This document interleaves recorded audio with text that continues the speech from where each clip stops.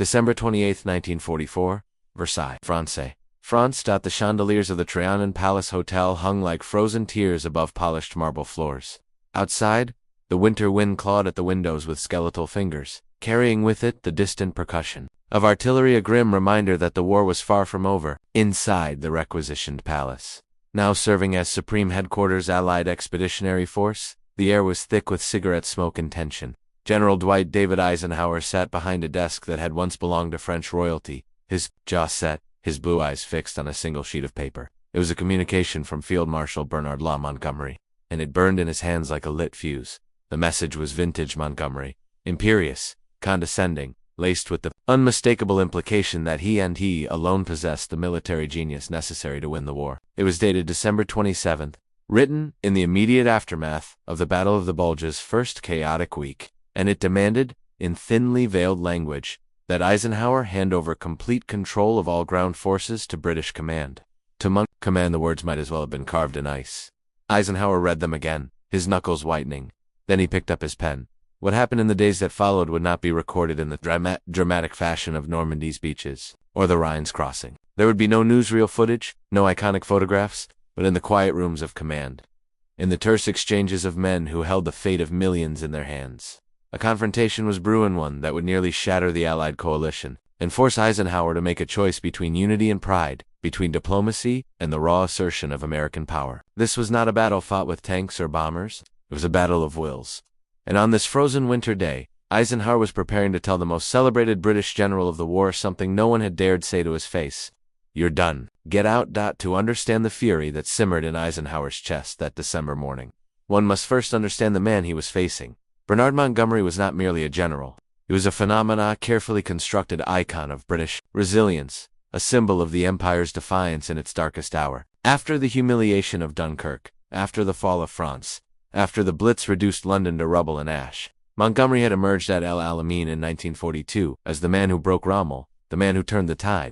Churchill had made him a hero. The British press had made him a saint. And Montgomery, with his beret and his studied eccentricity, his teetotaling discipline and his sermonizing speeches, had come to believe every word of his own legend. He was brilliant, there was no denying that. His meticulous planning, his refusal to attack until every logistical detail was perfected, his ability to inspire men with icy certainty. All of this had won battles. But brilliance, unchecked by humility, curdles into arrogance, and Montgomery's arrogance had become insufferable. He spoke to American generals as if they were amateurs playing at war. He dismissed Eisenhower, his own supreme commander, as a mere coordinator, a politician in uniform, a man lacking the operational grip necessary to command in the field. In Montgomery's mind, the Americans were brave but blundering, rich but reckless, possessed of unlimited resources but dangerously short on military sophistication. They needed a guiding hand. His handout Eisenhower had tolerated this for 2 years. He had smoothed over Montgomery's insults, absorbed his condescension, swallowed his pride 100 times, in the name of Allied unity. George Marshall, back in Washington, had made it clear: hold the coalition together at all costs. The British were exhausted, their manpower drained, their cities scarred, their empire teetering. They needed to feel valued, respected, essential. And so Eisenhower had played the diplomat, the mediator, the peacemaker. He had given Montgomery command of all Allied ground forces during the Normandy invasion, a concession that galled the American generals under him, but kept Churchill placated. He had endured Montgomery's endless delays, his obsessive caution, his maddening refusal to close the Falaise Gap and trap the retreating German army in August 1944, a failure that allowed tens of thousands of enemy soldiers to escape and fight. Another day, but the Battle of the Bulge had changed everything. On December 16, 1944, Hitler had launched his last great gamble in the West, a massive surprise offensive through the Ardennes forest, aimed at splitting the Allied armies and capturing the vital port of Antwerp. The attack had caught the Americans off guard, smashing through thinly held lines, creating chaos and panic. In the first 72 hours, it seemed as though the front might collapse entirely. Eisenhower had reacted swiftly, rushing reinforcements forward, ordering Patton to wheel his Third Army north in a maneuver of breathtaking logistical audacity, and he had made a fateful decision: to temporarily place all American forces north of the German penetration under Montgomery's command, reasoning that the field marshal, positioned in the north, could coordinate the response more effectively than Bradley, whose headquarters were cut off by the German advance. Montgomery had accepted this expanded command with the enthusiasm of a man receiving his due. He arrived at the American headquarters in a convoy of armored cars, striding in with his beret cocked at a jaunty angle. exuding an air of calm superiority that made the exhausted, bloodied American staff officers want to put their fists through walls. He surveyed the maps, listened to the briefings, and then, according to multiple witnesses, delivered his assessment with the bedside manner of a surgeon pronouncing a terminal diagnosis. The American dispositions were untidy, he declared. The command structure was confused. The counterattacks were poorly coordinated. He would, of course, sort it all out. One American general present later recalled that Montgomery spoke as if he were Christ, come to cleanse the temple. In fairness, Montgomery did help stabilize the northern shoulder of the Bulge. His careful repositioning of British reserves, his shoring up of defensive lines, his methodical approach to sealing off the German penetration, all of this was competent, even valuable. But Montgomery could not simply do his job. He had to be seen doing it. He had to make certain that everyone, Churchill, the British press, the world, understood that it was British leadership that had saved the Americans from their own incompetence. On December 21st, even as American soldiers were dying by the thousands in the frozen forests of the Ardennes, Montgomery sent a message to Alan Brooke, the chief of the Imperial General Staff, dripping with condescension. The American generals are completely out of their depth. Eisenhower should place me in operational command of all ground forces. He followed this with a press conference unauthorized, astonishing in its timing, in which he implied that British intervention had rescued the American forces from disaster. The British newspapers ran with it. Headlines trumpeted Montgomery's mastery, his coolness under fire, his salvation of the American front. The American generals were livid. Omar Bradley, normally the mildest of men, told Eisenhower he would resign, rather than serve under Montgomery permanently. George Patton, never mild, raged that Montgomery was a tired little fart trying to steal credit for American blood. Even Bedell Smith, Eisenhower's chief of staff, and a man not given to emotion, paced the headquarters like a caged animal, muttering that Montgomery had gone too far, that this was intolerable, that something had to be done. And then came the letter. Montgomery's message of December 27th was not a suggestion, it was a demand, wrapped in the thinnest veneer of courtesy.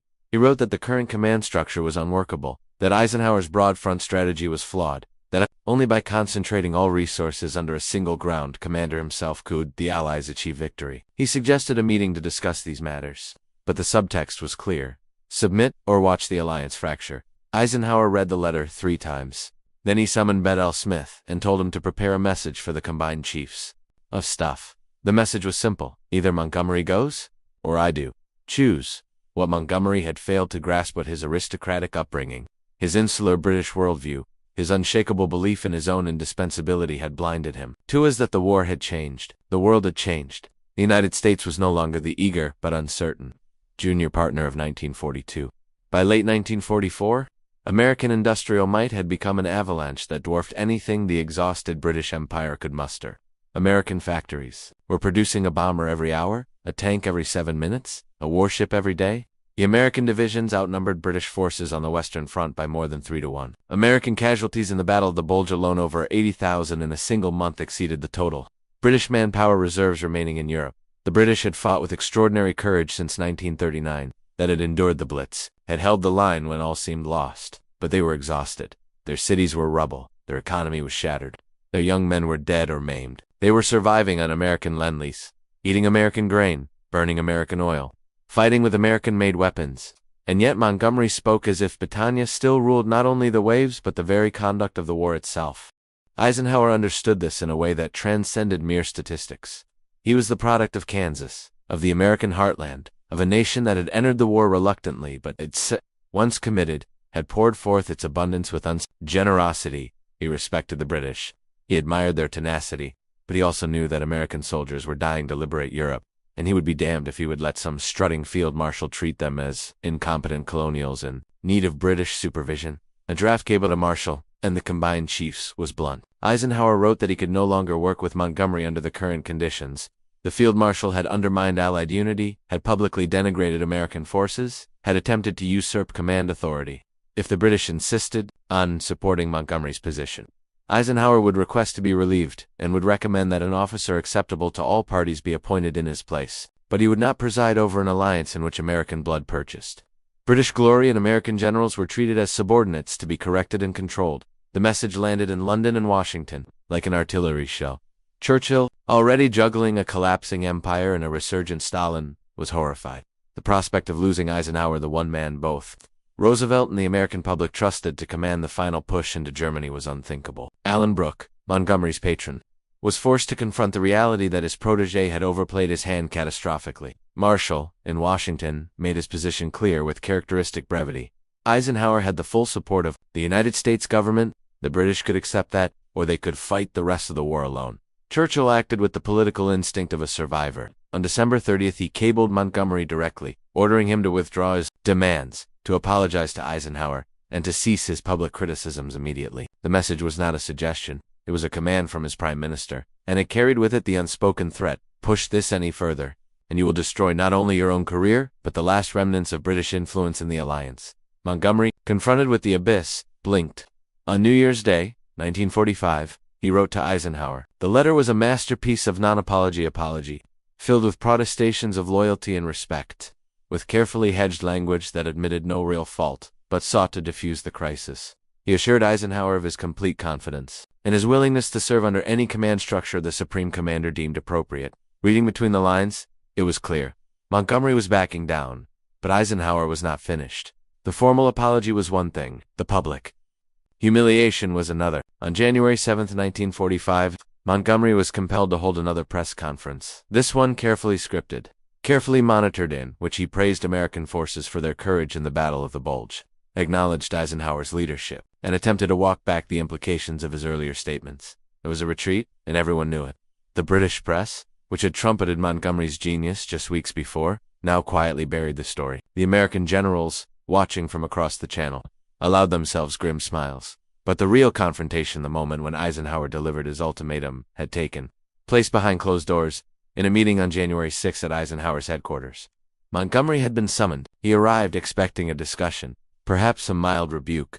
Instead, he found Eisenhower cold, formal, and utterly unyielding. The Supreme Commander informed the Field Marshal that he had lost the confidence of the American command, that his behavior had threatened the alliance, and that only Churchill's direct intervention had saved his career. Eisenhower made it clear there would be no more grandstanding, no more public criticism, no more attempts to seize control of Allied strategy.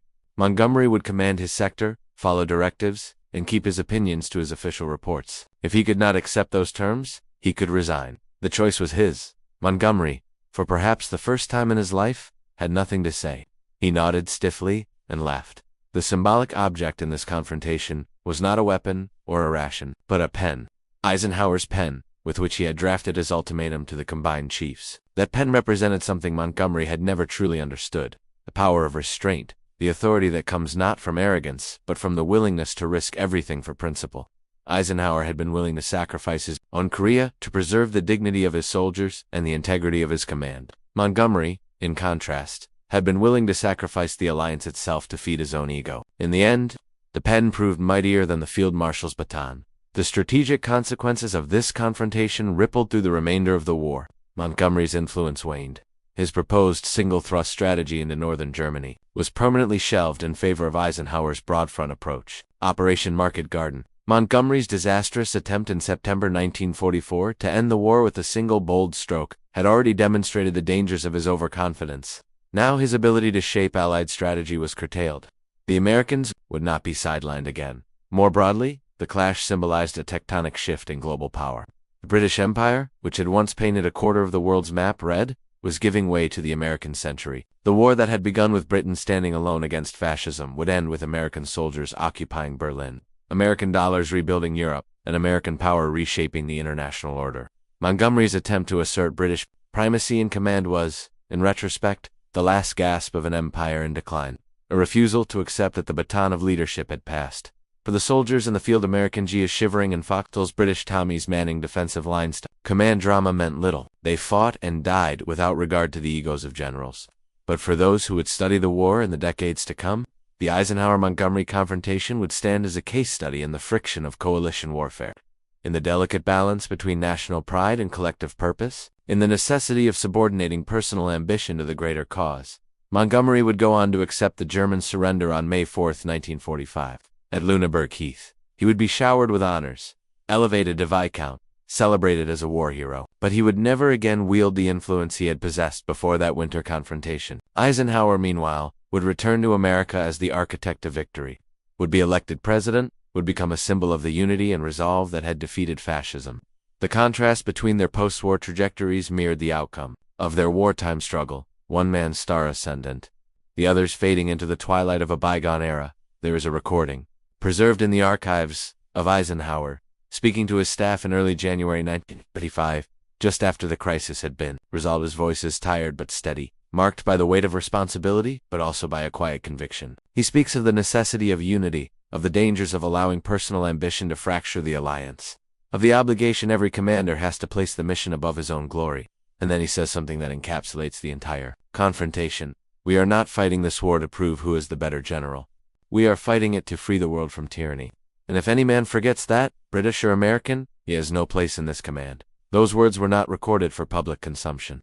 They were spoken to a small group of officers in a smoky room, men, exhausted by war and by the endless demands of holding the coalition together. But they distilled the essence of Eisenhower's leadership, a leadership rooted not in brilliance or flamboyance, but in humility, in service, in the unglamorous work of keeping flawed and prideful men focused on a common goal.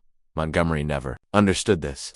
To the end of his life, he believed that Eisenhower's great flaw was his lack of battlefield genius, his unwillingness to take bold risks, his caution in the face of opportunity. He wrote his memoirs in the 1950s, and they are filled with thinly veiled criticisms of the Supreme Commander, with suggestions that the war could have been won faster, with fewer casualties, under more decisive leadership is leadership.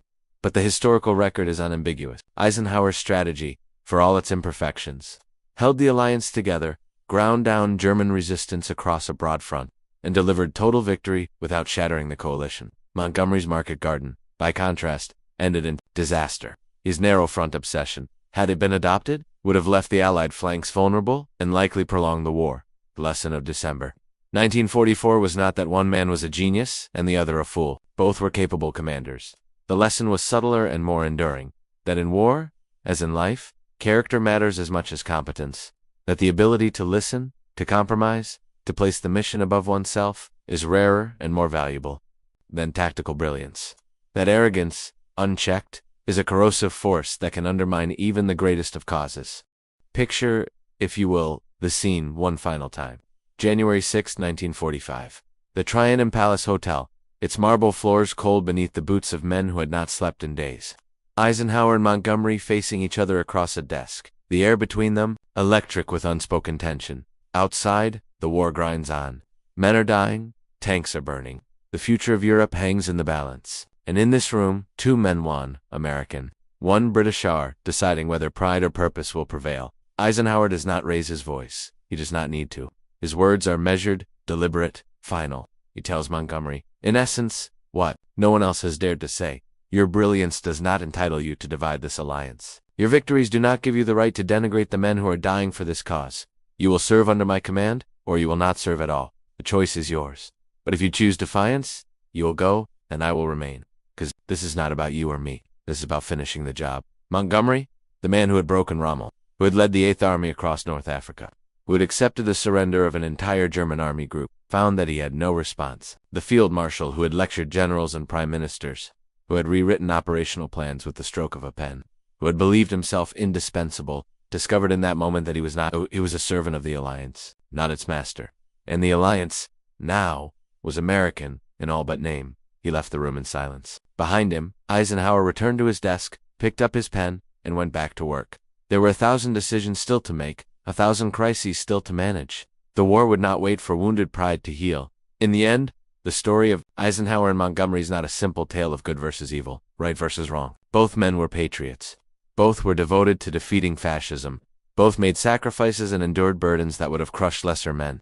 But one man understood that leadership in a coalition requires the surrender of ego, while the other could not escape the prison of his own vanity. One man was willing to risk everything to preserve unity, while the other was willing to risk unity to preserve his own preeminence. The pen that Eisenhower used to draft his ultimatum now rests in a museum, a small artifact of a moment that changed the course of the war. Visitors pass by it without much notice, drawn instead to the more dramatic relics, the uniforms, the weapons, the photographs of beaches stormed and cities liberated.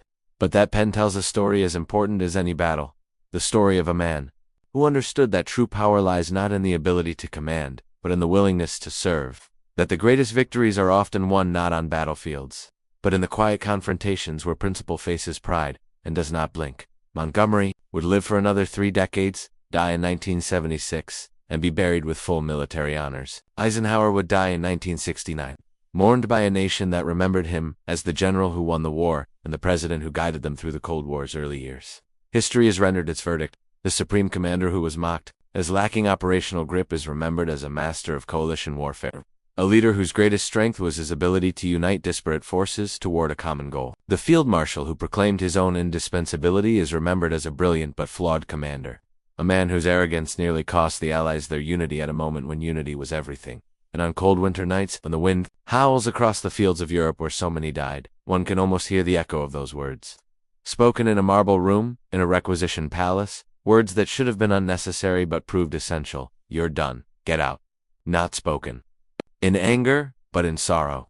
Not as a personal vendetta, but as a necessary act. The quiet assertion that no man, no matter how brilliant, no matter how decorated, stands above the cause for which so many have given so much. But that is the legacy of December 1944, not a battle won with tanks and artillery, but a battle won with courage and character. Not a victory measured in territory gained, but in principles preserved. And in the end, it was enough.